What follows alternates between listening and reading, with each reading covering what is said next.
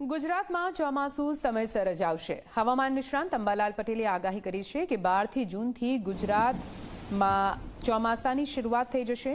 ચોમાસું બેસતા પહેલા ગુજરાતમાં આકરી ગરમી પડશે.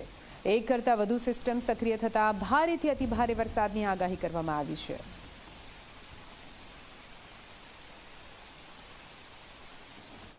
તારીખ 10 પહેલાં અને 11 પહેલાં ભારે ગરમી પડવાની શક્યતા રહેશે. પશ્ચિમના ગરમ પવનો છે.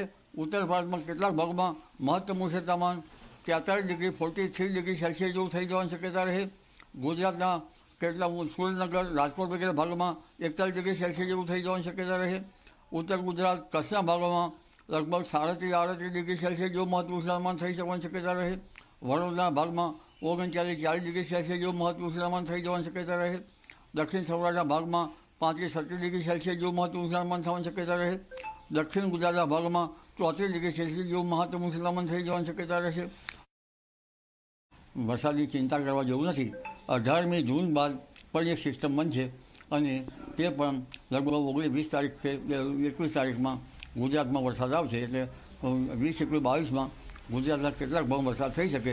પણ 24થી જે 22 પછી એક સિસ્ટમ બનશે બંગાળ ઉપસાગરમાં એક પછી એક. એ 24-30માં લગભગ ગુજરાતના ઘણા ભાગોમાં સારો વરસાદ થવાની શક્યતા રહેશે. કદાચ આ અરસામાં ગુજરાત હેલિકોપ્ટર પિલ્લર એટલે કાતરા નામની જીવાત પડે તો કેટલાક ભાગમાં ચોમાસું ખેંચાતું પણ હોય છે. પરંતુ અત્યારે હાલ તો ચોમાસાની ચિંતા કરવા જેવું નથી અને ચોમાસું લગભગ 11મી જૂનથી સક્રિય થાય, 13મી જૂનથી વધારે સક્રિય થાય અને 14 જૂનથી 22 જૂન વચ્ચે તો ગુજરાતના ઘણા ભાગો આવરી છે.